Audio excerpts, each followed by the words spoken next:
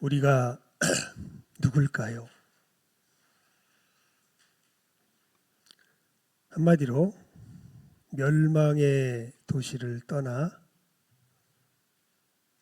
천국으로 옮겨져 가고 있는 사람들이다. 이렇게 이야기하면 가장 모든 사람들이 이해할 수 있는 우리의 아주 분명한 모습이 될 것입니다. 크리스찬들은 다른 사람들이 아니라 어디를 떠나요? 멸망의 도시를 떠나서. 멸망의 도시. 그러니까 크리스찬들은 놀랍게도요, 지금 자기가 살고 있는 이곳이 어떤 곳이라는 것을 안 사람들일까요? 멸망의 곳이라는 것을 안 사람들입니다. 우리 이제 수요일부터 실버 성경학교를 할 건데요. 그때 우리가 이제 그 학교 말씀을 나누는 시간에 뭘 할까 처음에 하다가 성경 자체로 직접 하기보다는 성경의 내용을 가장 우리가 잘 전체적으로 이해할 수 있게 정말 이야기로 만들어 놓은 것이 있습니다. 그게 뭐냐면 존 버니언 목사님이 기록한 철로 역정이라는 책입니다. 필그림즈 프로그레스인데요. 그러니까 순례자의 여정 뭐 그런 뜻입니다. 무슨 여정이냐면 지금 말한 이 얘기예요. 어디에서 떠나서 멸망의 도시에서 떠나서 어디로 들어가는 천국으로 들어가는 그 여정을 우리의 영적 여정을 어떤 그 여행기처럼 이렇게 아주 그 상세하게 우리들에게 소개해 놓은 것이 바로 철로 역정이죠. 그 전체 내용은 그거예요. 어디를 떠나요? 멸망의 도시를 떠납니다. 그래서 생명이 있는 영원한 생명이 있는 평화가 있는 그 천국으로 들어가는 여정을 이야기하는 성경이 우리에게 어떻게 그 여정을 가르쳐주고 있는가, 어떻게 여기서 떠나서 그 천국으로 들어가는 길이 우리들에게 열려 있는지를 그리고 그 길을 걸어가는지를 가르쳐주고 있는 것이 이제 철로 역정이라는 책에 정말 잘 나와 있습니다.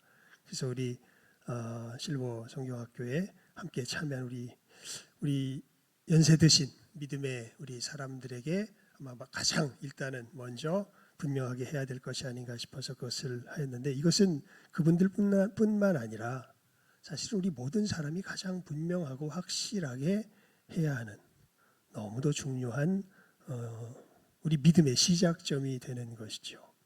거기 보면 처음 부분을 잠깐 소개해드리면요, 크리스찬이 이게 크리스찬의 처음 이름이 이렇게 은혜 없음. 은혜 없음이라는 처음 이름이 이제 그게 변해서 크리스찬이 돼요. 은혜 없음이라는 사람이 있는데 이 사람이 첫 장면이 어떻게 되냐면 무거운 짐을 지고 손에는 책을 들고서 탄식을 하는 것으로 시작됩니다. 어떻게 하나? 탄식을 해요. 왜 탄식하냐면 곧 내가 살고 있는 이곳에 하나님의 심판이 떨어질 터인데 나는 이 심판에서 벗어날 길을 알지 못하는구나. 곧 나의 이 무거운 죄짐 때문에 하나님의 심판 가운데 내가 처하게 되어 있는데, 멸망하게 되어 있는데 나는 이 멸망의 곳에서 어떻게 벗어나야 할 줄을 알지 못하는구나. 이게 너무 근심이 돼서 탄식하면서 괴로워하고 있는 한 사람의 모습이 그려지면서 철로 역정은 시작합니다. 그리고 자기가 너무 걱정이 되기 때문에 이것이 내가 이 멸망의 곳에서 이제 계속 있다가는 정말 하나님의 심판 가운데 멸망하게 될 건데 이걸 어떻게 해결할 방법을 알지 못해가지고 끙끙 앓다가 자기 가족들에게 얘기를 해요. 자기 아내, 자기 자녀들에게 이야기합니다. 야, 얘들아, 큰일 났다. 지금 우리가 살고 있는 이곳이 하나님의 심판 가운데 멸망하게 되어 있는데 나는 그만 이 멸망에서 벗어날 길을 알지 못한단다. 그러니 참 우리가 큰일 났다. 이렇게 자기 아내와 자녀들에게 이야기하니까 아내와 자녀들이 어떻게 할까요? 큰일 났군요. 이러는 것이 아니라 우리 아버지가 큰일이 났구나. 이렇게 생각을 합니다. 그래서 이게 뭔가 미친 게 아닌가, 아버지가. 잠시 미친 게 아닌가 이래서 아버지를 일단은 진정을 시키고 한숨 주무시라고 진정을 시키고 해도 시간이 가면 갈수록 어떻게 돼요? 더 심해져요. 내가 하나님 앞에 멸망당할 것, 이 우리가 살고 있는 이곳이 하나님 앞에 멸망당할 것인 가 너무나 분명하게 자기에게 와닿기 때문에 계속 고민하고 고통하며 자기 아내와 자녀들에게 이야기하니까 막 화를 냅니다. 이제 아내와 자녀들이 왜 쓸데없는 소리 하고 있냐고, 정신 좀 차리라고. 그러다가 결국은 이 크리스찬이 더 이상 이야기해도 소용없는 것을 보게 됩니다. 그래서 어떤 결심을 하냐면 찾아야 되겠다. 내가 어떻게 이 멸망의 곳을 벗어날 수 있는지 그 길을 찾아야 되겠다 가지고 집을 뛰쳐 나가죠. 그렇게 되면서 뭐가 시작돼요? 순례의 길이, 천국을 향하여 나아가는 길이 시작되는 것을 보게 됩니다. 물론 그렇게 가다가 전도자를 만나서 전도자가 자기의 이 고민을 이야기하니까 가르쳐 줍니다. 자세한 이야기는 우리 그때 주로 하고요. 우리 궁금한 분들은 여러분들 한번 이건 꼭 사서 읽어보세요. 성경이 도대체 뭔 얘기를 하는 거야? 라는 거 성경만 보면 어렵습니다.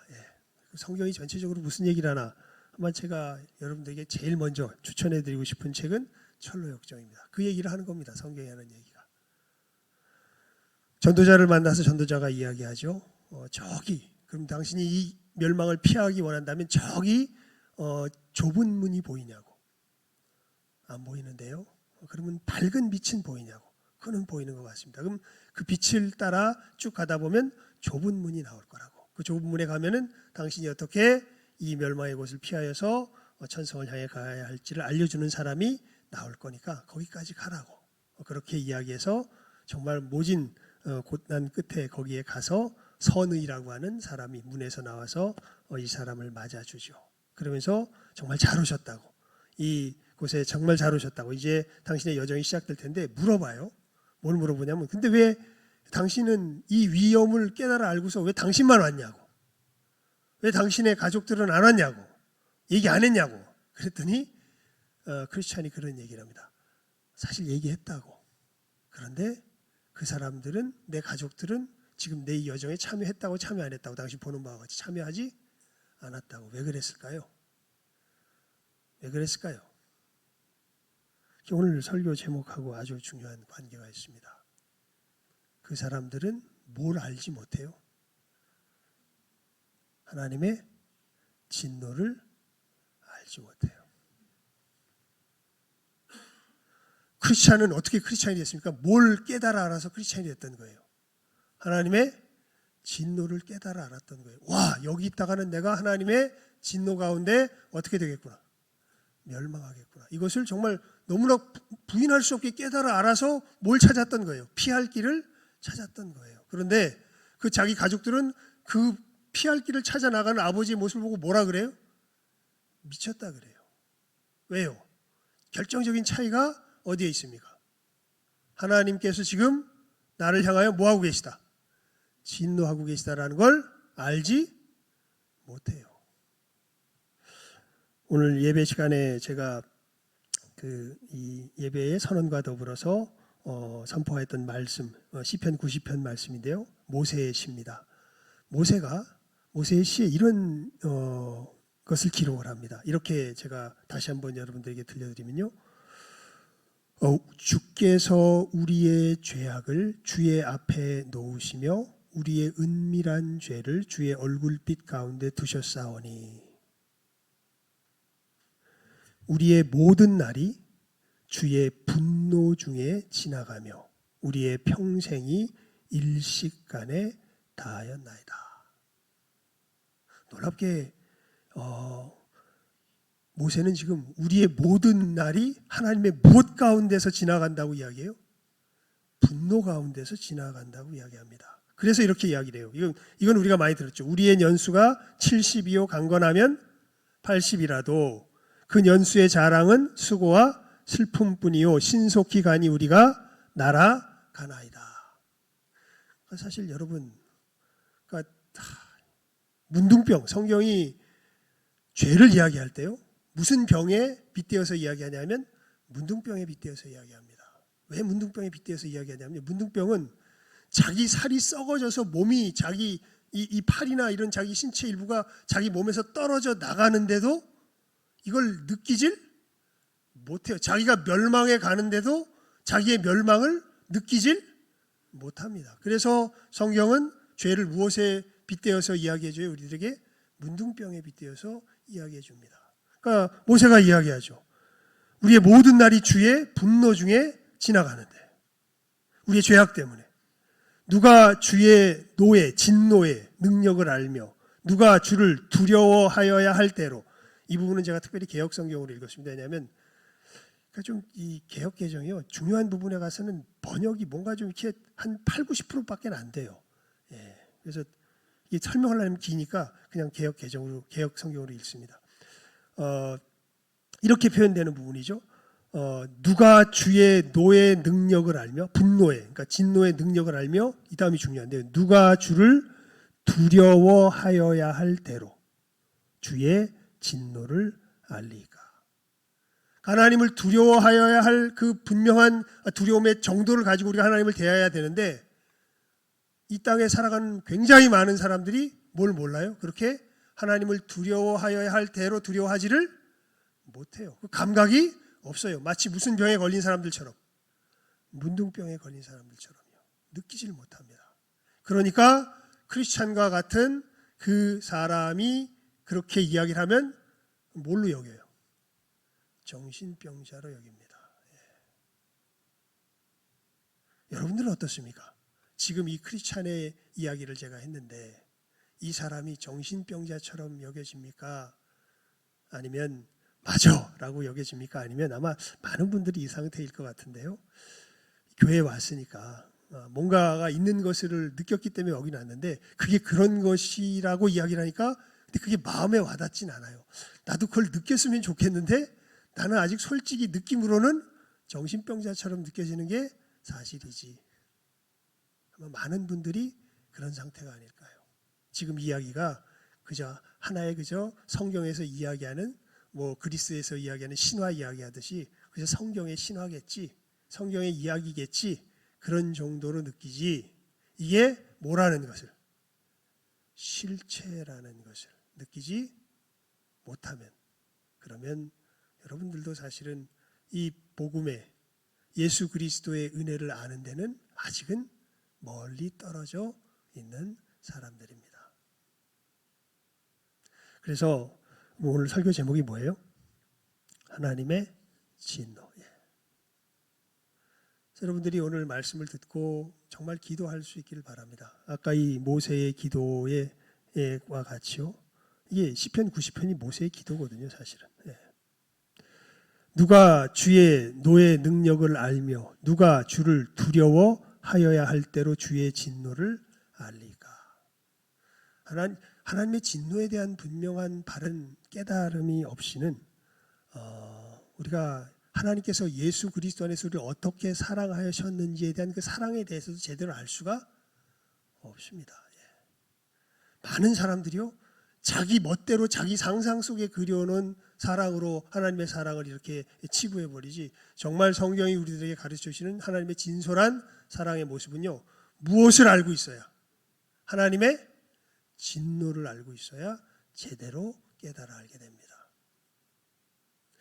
우리가 진노 그러면, 근데 이건 한 가지는 좀 우리가 주의해야 될 부분이 있어요. 뭐냐면 우린 진노 그러면, 분노 그러면 정신을 잃고 자기 어떻게 보면 뭐라 그럴까요? 이성을 잃어버린 어떤 정신 나간 사람의 모습을 생각하는 게 진노인데, 하나님은 그런 분이 아닙니다. 정신 나간 분이 아니에요. 그냥 분노에 차가지고 정신 나간 것, 이런 것을 갖다가 우리가 보통 진노라고 생각하잖아요. 근데 하나님의 진노는 그것이 아닙니다.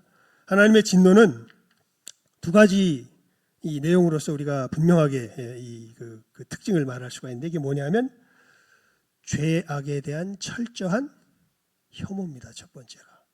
하나님은요, 죄악에 대해서 철저히 어떻게 하실까요? 혐오하세요. 우리 하박국 1장 13절 말씀 한번 비춰주시겠습니까? 우리 함께 읽어볼까요?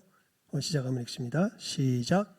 주께서는 눈이 정결하심으로 악을 참아보지 못하시며 패역을 참아보지 못하시거늘 어찌하여 거짓된 자들을 방관하시며 악인이 자기보다 의로운 사람을 삼키는데도 잠잠하시나이까. 하박국 선지자가 지금 악이 팽배하는 것을 보면서 하나님 앞에 불평을 토로하며 지금 하는 그러한 기도의 내용 중에 하나님이 어떠한 분이신가에 대한 것이 기록되어 있는 것이죠. 하나님은 죄악을 그냥 넘어가시지 못하시는 분이에요. 좀 순서는 바뀌지만요. 순서대로 안 할 수 있습니다. 이게 순서대로 안 해도 좀 잘 보여주시기 바랍니다. 출애굽기 34장 7절을 한번 보여주시겠어요? 출애굽기 34장 7절입니다. 시작하면 읽습니다. 시작. 인자를 천대까지 베풀며 악과 과실과 죄를 용서하리라. 그러나 벌을 면제하지는 아니하고 아비의 악행을 자손 3, 4대까지 보응하리라. 이거는 제가 이 개혁판으로 좀 읽어드리는 게 좋을 것 같아요. 그래서 이게 좀 스마트폰을 가지고 왔습니다. 오늘은 개혁판에는요 이렇게 개혁 한글에는 이렇게 이 기록이 되어 있습니다. 인자를 그대로 보여주세요. 인자를 천대까지 베풀며 악과 과실과 죄를 용서하나. 그 다음에 이렇게 됩니다. 형벌 받을 자는 결단코 면죄하지 않고.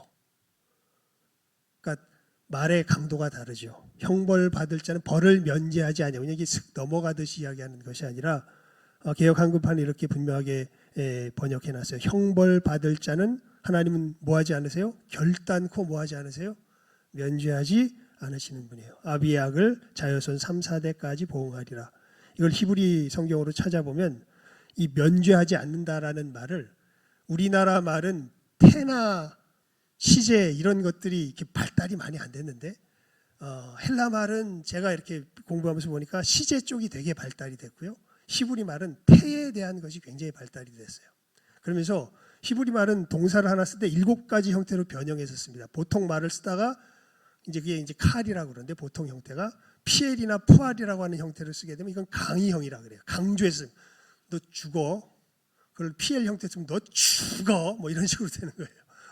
그러니까 강의형으로 써 있는데 이 면죄하지 않는다는 것이 그냥 말이 아니라 무엇으로 쓰여 있을까요?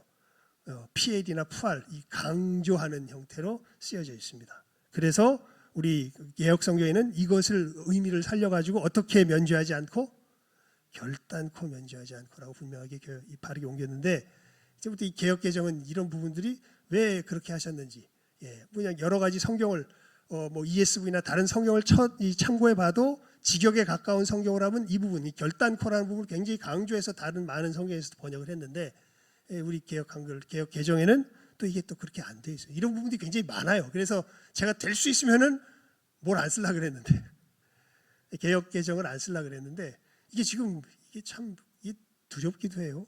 아예 지금 개역 한글판을 출판을 안 합니다. 그래서 어쩔 수 없이 지금 쓰긴 쓰는데 자주 제가 이렇게 좀 비교를 해서 알려드릴 거예요. 이 말씀을 보면서 그러니까 말씀을 우리가 제대로 알아야죠. 제대로 알아야 될 부분들이 있기 때문에 그렇습니다. 자, 우리가 일단 하나님의 진노에 대해서 할 때 하나님은 지성질 못 참아가지고 막 화를 내시는 의미의 진노를 뜻하는 게 아니라는 것. 하나님은 이 하나님의 진노를 이야기할 때 하나님은 반드시 악을 결단코 모하지 않으시는 분이다. 면죄하지 않으시는 분이다라는 거죠. 참아보지를 못하십니다. 반드시 악이 있다면 거기에 대해서는 뭐 하셔야 돼요? 처벌하셔야 돼요. 반드시입니다. 그리고 참아보지 못하시면서 두 번째 특징 먼저 말해버렸네요. 그 악에 대해서 뭐 하셔야 돼요? 정의롭기 때문에 뭐 하셔야 돼요? 처벌하셔야 돼요. 반드시. 그래서 이제 제가 두 번째 특징의 출애굽기를 써놨는데 하나님의 진노라고 말할 때 우리가 이 두 부분을요 확실하게 마음속에 새겨놓고 있어야 됩니다. 하나님은 우리의 죄를 결코 그냥 넘어가지 못하세요. 반드시 미워하셔서 반드시 뭐 하시는 분이세요? 처벌하시는 분이세요. 그게 하나님의 뭐예요? 진노예요. 그래서 이 하나님이 우리의 죄에 대해서 진노하신다는 것을 우리가 어디에서 깨달아 알게 되면 먼저 우리 양심 속에서 깨달아 알게 됩니다. 우리 로마서 2장 14절 15절 말씀 한번 보여주시겠습니까? 로마서 2장 14절 15절 말씀입니다. 우리 함께 읽어봅니다. 시작. 율법 없는 이방인이 본성으로 율법의 일을 할행할 때에는 이 사람은 율법이 없어도 자기에게 율법이 되나니 이런 이들은 그 양심이 증거가 되어 그 생각들이 서로 혹은 고발하며 혹은 변명하여 그 마음에 새긴 율법의 행위를 나타내느니라. 하나님께서 우리의 악을 미워하시고 진노하시며 이 처벌하실 것이라는 것에 대해서 사실 우리가 어디에서 알아요? 우리 양심으로 알아요. 양심으로. 예. 그리고 이 하나님의 진노가요, 부분적으로는 역사 속에서도 나타납니다. 그 창세기 43장 21절 말씀 한번 보여주시겠습니까? 창세기 14장 21절 말씀입니다. 그거 아닌데 잠깐만. 43장. 잠시만요. 제가 적어준 것이 착오가 생긴 모양인데요.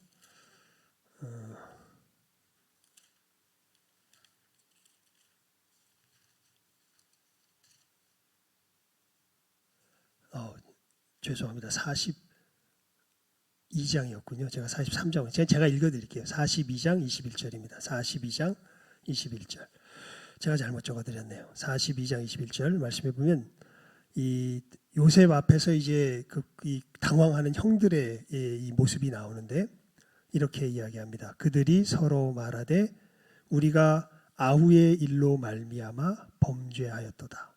그가 우리에게 애걸할 때에 그 마음의 괴로움을 보고도 듣지 아니하였으므로 이 괴로움이 우리에게 임하도다. 그러니까 이 요셉의 형들이 애굽으로 가서 음식을 사려고 곡식을 사려고 하는데 요셉이 너희들은 스파이다 이렇게 해가지고 뒤집어 씌워가지고 막 이들을 갖다 억류시키잖아요. 그 상황을 보면서 형들이 자기들에게 이러한 억울한 일이 당한 것은 뭐 때문에 우리들에게 임한 거다. 우리가 요셉이 자기에게 살려달라고 애걸할 때 그것을 보지 않고 우리가 미워서 그냥 그를 팔아버린 그것에 대한 뭐다? 대가다. 하나님께서 그것으로 말미암아 우리를 이러한 상황 가운데 처하게 하셨다라고 이 형들이 이야기하죠. 여러분들 이러한 생각들이 다 있죠. 저놈 저거 천벌을 받아서 그래. 사실 우리가 그런 이야기를 할 때가 있지 않습니까? 그때 되면 우리가 뭐에 대한 인식이 있는 거예요? 하나님의 진노에 대한 인식이 있는 겁니다. 그러면서 여러분이 하나님의 진노가 정말 이 땅에서는요 부분적으로 나타나요. 부분적으로. 근데 정말 하나님의 진노가 완전하게 나타나는 때가 있었고 올 겁니다. 그러니까 지금 우리가 당하는 건 다 부분적인 진노예요. 부분적인 진노. 여러분들 누구도 이 땅 위에서 하나님의 온전한 진노를 맛본 사람은 아직 아무도 한 사람 빼고는 없어요. 예. 여러분들이 뭐 무슨 죽을 병에 걸리든지 여러분들이 사업이 망하든지 여러분들이 어떤 뭐 어려움에 처해 있든지 다 여러분들의 하나님께서 여러분들을 향한 무엇이 나타나서 부분적인 진노가 나타나서 아까 우리 모세의 이야기를 통해서 봤잖아요. 우린 다 주의 무엇 가운데 거하고 있어요? 진노 가운데 거하고 있어요. 이걸 몰라. 마냥 행복하죠. 마냥 행복하죠. 예? 아닙니다. 우린 하나님의 무엇 가운데 거하고 있어요? 사실은 진노 가운데 거하고 있어요. 조나단 에드워즈가 쓴 유명한 설교문이 있습니다. 하나님의 진노의 손안에 든 죄인들이라는 그런 유명한 설교인데 이것은 교과서에도 나와요. 너무 유명해가지고. 근데 거기 보면 사람들이 너무 착각하고 있으니까 이것에 대해서 너무 강조해서 이야기하는 거예요. 우리가 사실은 하나님의 진노 가운데서 마치 우리가 생명이 유지되는 게 여러분들 바퀴벌레 아시죠? 바퀴벌레 손에 들고 있으면 어떻게 하고 싶어요? 아이고 예쁘다 이러고 싶어요? 아니면 어떻게 하고 싶어요? 당장 그냥 땅바닥에 패대기를 쳐가지고 발로 밟고 싶잖아요. 근데 지금 우리가 살아가는 삶의 모습이 마치 우리가 누구를 손안에 쥐고 있듯이 바퀴벌레를 쥐고 있지. 하나님께서 우리를 자기의 손 안에 쥐고 있는 것이 하나님의 감정이 그러하다라는 것을 조나단 에드워즈가 그 설교를 통해서 우리들에게 아주 분명하게 보여준 거예요. 그러니까 모세의 이야기가 정말 그런 거죠. 우리는 하나님의 어디에 손 위에 있는 거예요? 진노의 손 위에 있어서. 그래서 우리의 인생이 강하면 70이요, 그래 봐야 80이다. 하나님의 진노 가운데 어떻게 되어 가요? 소멸되어져 가는 것이 우리의 인생입니다. 그리고 우리들이 알아요. 어떤 삶 속에서 어떤 일들이 당하면 맞아, 내가 이거 그때 그 잘못 때문에 하나님께서 나에게 이렇게 하신 것이겠지. 이것을 알지요. 하나님은 죄를 반드시 형벌받을 자를 반드시 뭐 하시는 분이세요? 처벌하시는 분이세요. 그리고 우리는 이 부분적인 죄 정도가 아니라 우리 근본적인 죄 속에서 아담으로 말미암아 하나님을 거역한 근본적인 죄 속에서 영원한 형벌을 받아야 합니다. 우리의 죄값은요. 그러니까 여러분, 아까 크리스찬이 자기가 멸망하게 될 것을 깨달아 알았다 그랬죠. 이것을 안 사람 정말 복이 있는 거예요. 도둑질하면 됩니까? 안 됩니까? 도둑질하면 돼요? 안 돼요? 안 되죠. 거짓말하면 됩니까? 안 됩니까? 안 되죠. 거짓말 안 했습니까? 거짓말 했지요. 솔직히 도둑질도 어떤 면에서 보면 했지요. 예수님 말씀을 보면 더 핑계댈 수가 없어요. 살인했습니까? 안 했습니까? 내가 칼을 들어서 남을 찌르진 않았는데 마음으로 미워하는 그 미움만큼은 계속해서 독을 피우며 내 삶 주변에 펼쳐졌던 것을 우리가 부인할 수 없습니다. 그러니까 우리는 다 예수님 말씀에 의하면 하나님 앞에서 다 뭐예요? 살인자들이에요. 거짓말장이요 살인자들입니다. 그래서 예수님이 그러시죠. 너희는 마귀의 자식이다. 저는 처음부터 거짓말한 자요 처음부터 살인한 자다. 왜 우리는 거짓말하고 살인할까요? 그 거짓말하고 살인하게 되는 그 순간 그때로 돌아가 보면요, 그렇게 하지 않을 수가 없습니다. 왜냐하면 내가 생각한 내 자신을 지켜내야 되기 때문에 그랬어요, 사실은. 그러니까 놀랍게도 내 안에 있는 내가 생각한 자신은요, 늘 누구의 법과 반대될 수밖에 없어요? 하나님의 법과 반대될 수밖에 없어요. 하나님을 원수로 삼을 수밖에 없습니다. 즉 거짓말을 한다는 것은, 미워한다는 것은 그 순간에 누구를 버린다는 거예요? 하나님을 버린다는 거예요. 하나님은 형벌받을 자를 결단코 뭐하지 않으세요? 면죄하지 않으세요. 우리가 하나님을 버리면요, 하나님도 반드시 우리를 뭐 하셔야 돼요? 버리셔야 돼요. 크리스찬이 깨달은 게 그거예요. 나는 하나님을 버리면서 사는 존재라 이제 하나님이 누구를? 나를 버리실 때가 점점 가까우고 있다. 근데 내가 이 하나님을 버리려는 삶의 태도에서 벗어날 수가 있어요? 없어요? 없어요. 아는데도 안 돼요. 그래서 고통스러웠던 거예요. 내가 어떻게 이 멸망의 도시에서 빠져나갈 수 있을까? 나 하나님 버리면 안 되는 거 이상하게 알게 되었는데, 그래서 내가 하나님 버리면 하나님도 나를 반드시 버린다는 걸 알게 되었는데, 내가 하나님 버리지 않을 수가 없구나. 나 어떻게 여기서 빠져나갈 수 있을까?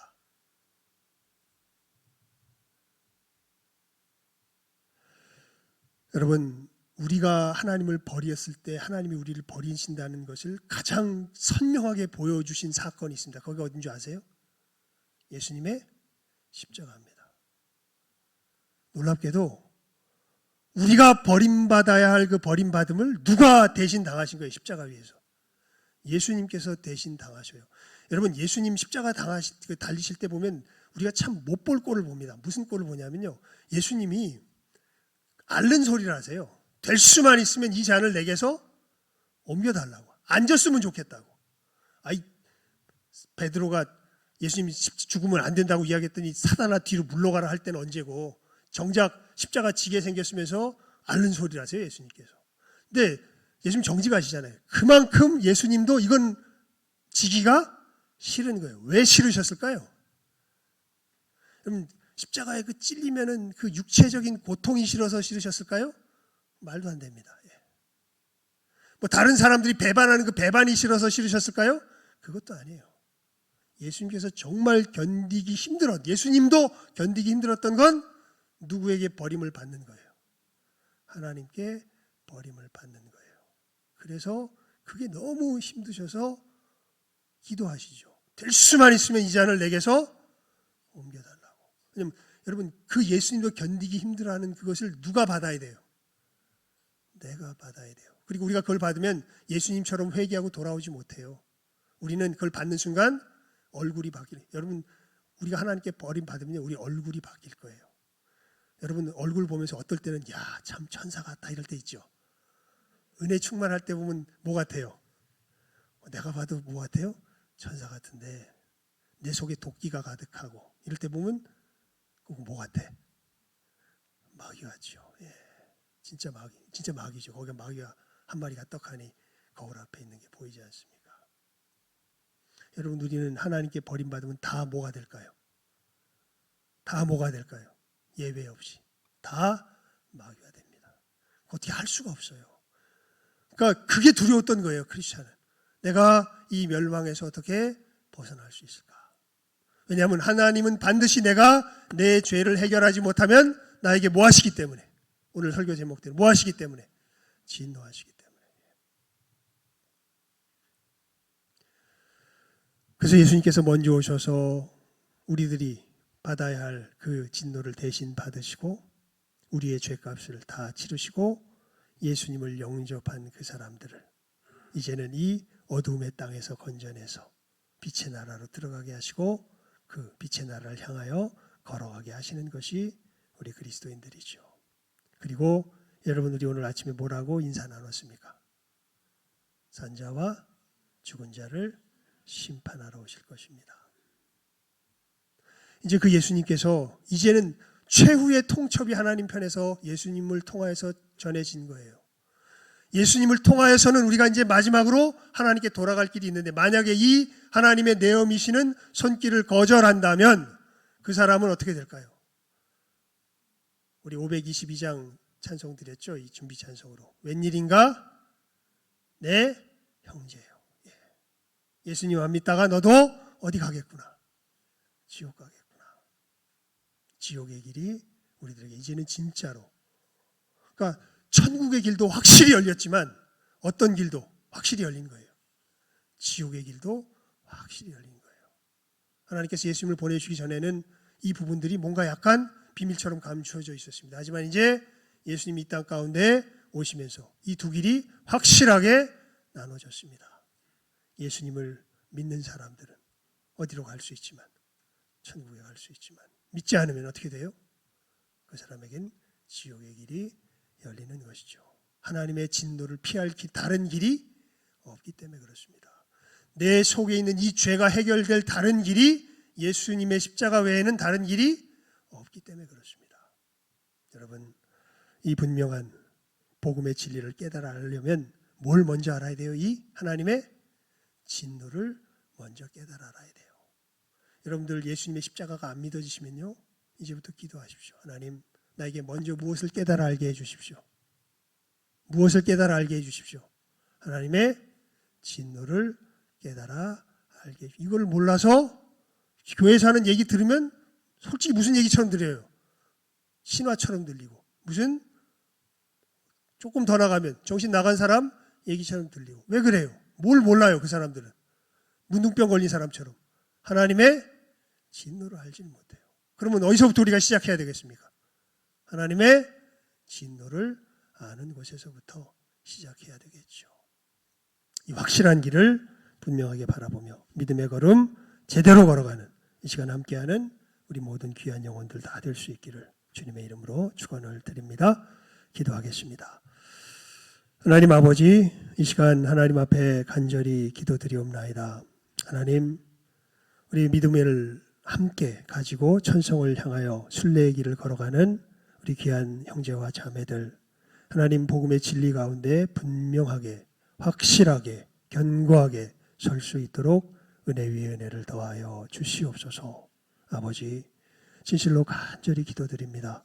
주의 성령께서 우리 가운데 늘 임하셔서 우리로 먼저 하나님의 진노를 깨달아 하는 신령한 지혜가 있게 하여 주시옵소서. 아버지, 이것을 알지 못하고서는 하나님께서 우리를 예수 그리스도 안에서 어떻게 사랑하셨는지 도무지 깨달아 알 수 있는 다른 길이 없습니다.